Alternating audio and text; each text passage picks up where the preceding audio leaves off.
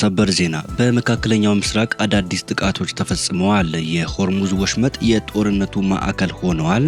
የኢራንና አሜሪካ ውጥረት እየጨመረ ቀጥለዋል። ሁሉንም ሰበር ዜናዎች በዝርዝር ትሰማላችሁ። ሰላም ጤና ይስጥልን ውድ ተመልካቾቻችን፣ የሰዓቱን የተመራረጡ አጫጭር ሰበር ዜናዎችን ይዤ ቀርብ ያለው አብራችሁን ቆዩ። በቀጣይ ፈጣንና እውነተኛ ሰበር መረጃዎችን በፍጥነት ለመከታተል ቻናሉን ሰብስክራይብ ካላደረጉ አሁኑኑ ሰብስክራይብ በማድረግ የደወል ምልክቷን በመጫን ቤተሰብ ይሁኑ። ይህን ቪዲዮ ላይክ በማድረግ ቤተሰብነታችሁን አጠናክሩ። እስከ ቪዲዮ መጨረሻ አብራችሁን ቆዩ።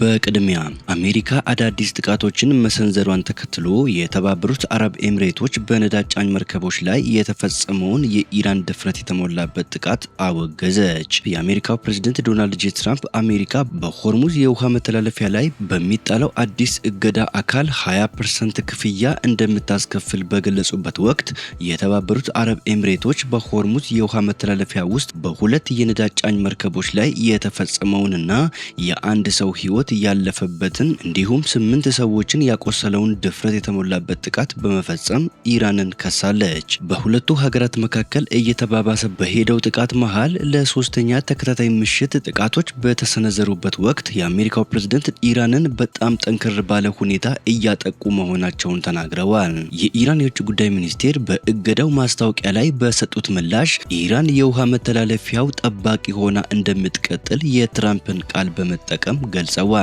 የሆርሙዝ የውሃ መተላለፊያን ለመቆጣጠር የሚደረገው ውዝግብ ጦርነታቸውን ለማቆም የሚደረገውን ጥረት እንደሚያደናቅፍ ቢሰጋም ትራምፕ ግን አሁንም ስምምነት ላይ መድረስ እንደሚቻል አጥብቀው ተናግረዋል። በዓለም አቀፉ የውሃ መተላለፊያ ላይ ያለው ውጥረት እየጨመረ በሄደበት ወቅት የኢራን ክሩዝ ሚሳኤሎች ሁለት የሀገሪቱን የነዳጅ ጫኝ መርከቦች ኢላማ ማድረጋቸውን፣ በዚህም የአንድ ህንዳዊ የመርከብ ሰራተኛ ህይወት ማለፉንና 8 ሌሎች መቁሰላቸውን፣ ከነዚህም ውስጥ የአራቱ ጉዳት ከባድ መሆኑን የተባበሩት አረብ ኤምሬትስ አስታውቃለች። ከቆሰሉት መካከል 6ቱ ህንዳውያን ሲሆኑ 2ቱ ዩክሬናውያን መሆናቸውን የኤምሬቶች መከላከያ ሚኒስቴር በኤክስ ማህበራዊ ሚዲያ ላይ ባወጣው መግለጫ አስታውቀዋል። ሚኒስቴሩ የመከላከያ ሚኒስቴር ይህንን ድፍረት የተሞላበት ከባድ ጥሰትና ግልጽ የዓለም አቀፍ ህግ መጣስ የሆነውን እንዲሁም የቀጠናውን ደህንነትና መረጋጋት አደጋ ላይ የሚጥለውን ጥቃት ያወግዛል ብለዋል። በኋላ ላይ የኢራን እስላማዊ አብዮታዊ ጥበቃ ጦር በቴሌግራም ባወጣው መግለጫ ጥቃቱን ያረጋገጠ ሲሆን ሁለቱ የነዳጅ ጫኝ መርከቦች ማስጠንቀቂያዎችን ችላ በማለት የአሰሳ መቆጣጠሪያ ስርዓቶቻቸውን አጥፍተው ፈንጂ በተቀበረበት መንገድ ለማለፍ መሞከራቸውን ገልጸዋል። በዚህም ምክንያት መርከቦቹን በመምታት አገልግሎት እንዳይሰጡ ማድረጉን ጦሩ አስታውቀዋል። አክሎም ከተንኮለኛው ጠላት ጋር መተባበር ጸጸትን፣ ጉዳትንና የውሃ መተላለፊያውን ለመክፈት መዘግየትን ከመፍጠሩም በላይ በዓለም ላይ የኃይል ቀውስ ያስከትላል ብለዋል። እሁድ ምሽት በቀጠናው ላይ የጋራ ጥቃቶችን ከተለዋወጡ በኋላ ሁለቱ ወገኖች የውሃ መተላለፊያውን ለመቆጣጠር ግጭት ውስጥ በመግባታቸው የውሃ መተላለፊያው በአሜሪካና በኢራን መካከል ዋነኛ የውጥረት ማዕከል ሆኖ ቀጥለዋል። ትራምፕ በትሩዝ ሶሻል የማህበራዊ ሚዲያ ገጻቸው ባስተላለፉት መልእክት አሜሪካ በኢራን ወደቦች ላይ የባህር ኃይል እገዳን መልሳ እንደምትጥልና በሆርሙዝ የውሃ መተላለፊያ በኩል በሚያልፉ ማናቸውም ጭነት ላይ 20% ክፍያ እንደምትጥል አስታውቀዋል። ይህም የኢራን መርከቦች ወይም ደንበኞች ወደዚህ ቁልፍ የነዳጅ መጓጓዣ መስመር እንዳይገቡ ወይም እንዳይወጡ የሚያደርግ ነው። ሌሎች ሀገሮች ሁሉ ግን የውሃ መተላለፊያውን በፍትሃዊነትና በነጻነት የመጠቀም መብት ይኖራቸዋል ብለዋል። እገዳው ማክሰኞ ከቀኑ 10 ሰዓት በምስራቅ አሜሪካ ሰዓት አቆጣጠር ከምሽቱ 8 ሰዓት በግሪንዊች ሰዓት አቆጣጠር ጀምሮ ተግባራዊ ይሆናል ተብለዋል። አሜሪካ ከዚህ ጊዜ ጀምሮ የሆርሙዝ የውሃ መተላለፊያ ጠባቂ ተብላ ትታወቃለች። ነገር ግን በዚህ አግባብና ለፍትሃዊነት ሲባል በዚህ እጅግ ተለዋዋጭ በሆነው የዓለም ክፍል ላይ ደህንነትና ጥበቃ ለማቅረብ ለሚያስፈልጉ ማናቸውም ወጪዎች ማካካሻ ይሆን ዘንድ በሚያልፈው ጭነት ሁሉ ላይ በ20% ተመጣጣኝ ክፍያ ይከፈላታል ሲሉ ጽፈዋል። በዋይት ሃውስ ለጋዜጠኞች የተናገሩት ዶናልድ ትራምፕ አሜሪካ በጣም ጠንከር ያለ እርምጃ እየወሰደችባቸው መሆኑን ገልጸዋል። አክለውም ሁሉንም የማጥቃት አቅማቸውን እያዳከምን ነው፣ የውሃ መተላለፊያውንም እየተቆጣጠርን ነው ብለዋል። በሁለቱ ሀገራት መካከል ስለሚደረገው የሰላም ንግግር ሲጠየቁ አዎ ስምምነት ላይ መድረስ ይቻላል ብዬ አስባለሁ፣ በእርግጠኝነት ይቻላል ብለዋል። የአሜሪካ ማዕከላዊ እዝ በኢራን ላይ የተፈጸሙትን ጥቃቶቹን በፕሬዝደንቱ ዋና አዛዥነት መሰረት መፈጸማቸውን አስታውቀዋል። ከጥቂት ሰዓታት በኋላ ቡሻህር፣ ቻባሃር፣ ጃስክ፣ ኮናራክ፣ አቡ ሙሳና ባንዳር አባስን ጨምሮ በኢራን ውስጥ የሚገኙ ወታደራዊ ኢላማዎችን መምታቱን ያረጋገጠ ሲሆን ይህም ኢራን በንግድ መርከቦች ላይ ጥቃት የመሰንዘር አቅሟን ይበልጥ ለማዳከም የተደረገ መሆኑን ገልጸዋል።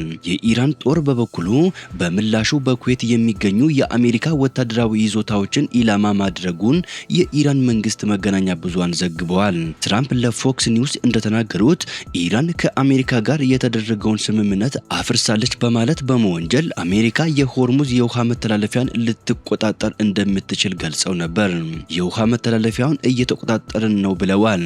ማዕከላዊ እዝ እንደገለጸው ኃይሎቹ ወደ ኢራን ወደቦች የሚገቡና የሚወጡ የባህር ትራፊኮችን የመዝጋት እርምጃቸውን እንደገና ይጀምራሉ ብለዋል። የማዕከላዊ እዝ መግለጫ የአሜሪካ ጦር እገዳውን የማይጥሱ መርከቦች በሙሉ በቀጠናው ውሃ ውስጥ የሚያደርጉትን የትራፊክ ፍሰት መደገፉን ይቀጥላል ብለዋል። የኢራን የውጭ ጉዳይ ሚኒስቴር አባስ አራግቺ ለትራምፕ የሆርሙዝ መግለጫ በሰጡት ምላሽ በኤክስ ገጻቸው ላይ ባሰፈሩት ጽሑፍ የአሜሪካ ፕሬዝደንት ፍጹም ትክክል ናቸው፣ በሆርሙዝ የውሃ መተላለፊያ በኩል ለሚያልፉ የንግድ መርከቦች አስተማማኝ መተላለፊያ የሚያቀርብ አካል ለዚህ አገልግሎት ካሳ ሊከፈለው ይገባል ብለዋል። በመቀጠልም ኢራን ሁልጊዜም የውሃ መተላለፊያው ጠባቂ ነበረች፣ ለዘላለምም እንዲሁ ሆና ትቀጥላለች ብለዋል።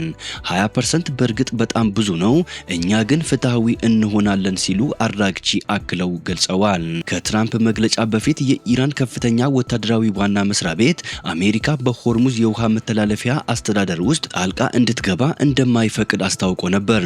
አሜሪካ በውሃ መተላለፊያው ላይ የምታደርገው ተደጋጋሚ ጀብደኝነትና ተንኮል አዘል ድርጊቶች የቀጠናውን ደህንነት፣ የዓለም አቀፍ የንግድና የነዳጅ ጫኝና የንግድ መርከቦችን ማለፊያ በእጅጉ አደጋ ላይ ጥለዋል ብለዋል። ከአሜሪካ ጋር የሚደረግ ማናቸውም ትብብር በኢራን ሉዓላዊነት ላይ እንደ ጦርነት ድርጊት እንደሚቆጠር ገልጸዋል። ግጭቱ ከተስፋፋ የጦርነቱ ነበልባል የሁሉንም የቀጠናው ሀገራት ያቃጥላል ሲሉ አስጠንቅቀዋል። የትራምፕ የቅርብ ጊዜ መግለጫ በተግባር ምን ማለት እንደሆነ አሁንም ግልጽ አይደለም። የተባበሩት መንግስታት ድርጅት ደንቦች ሀገሮች ከባህር ዳርቻቸው እስከ 12 ኖቲካል ማይል ወይም 13.8 ማይል የሚደርሰውን የባህር ክልል እንዲቆጣጠሩ ይፈቅዳሉ። በጠባቡ ቦታ ላይ የሆርሙዝ የውሃ መተላለፊያና የማጓጓዣ መስመሮቹ ሙሉ በሙሉ በኢራንና በኦማን የግዛት ውሃ ውስጥ ይገኛሉ። የኢራን እስላማዊ አብዮታዊ ጥበቃ ጦር ቀደም ሲል ያለ ፍቃዱ በውሃ መተላለፊያው በኩል ለማለፍ በሞከሩ የንግድ መርከቦች ላይ ተኩስ ከፍቶ የነበረ ሲሆን ሁለቱ መርከቦችንም በቁጥጥር ስር አውለዋል። በውሃ መተላለፊያ በኩል ያለው የባህር ትራፊክ በከፍተኛ ሁኔታ የቀነሰ ሲሆን ይህም የነዳጅ ዋጋ እንዲጨምር አድርጓል።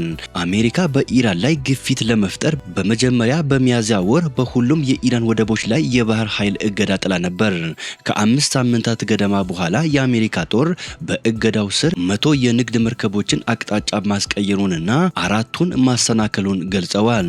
ግጭቱን ለማቆም በሁለቱ ሀገራት መካከል የተደረሰውን የመግባቢያ ስምምነት ተከትሎ አሜሪካ በሰኔ ወር እገዳውን ያነሳች ቢሆንም በውሃ መተላለፊያው ላይ ያለው ውዝግብ ግን እንደገና አገርሽተዋል። ውድ ተመልካቾቻችን የሰዓቱን የተመረጡ አጫጭር ሰበር ዜናዎች ወደ እናንተ ያደረስኳቸው ናቸው። ከሰዓታት በኋላ በሌላ ሰበር ዜናዎች እስከምንገናኝ በያላችሁበት የዓለም ዳርቻ ቸር ቆዩልን። ሰላም ለዓለማችን ይሁን።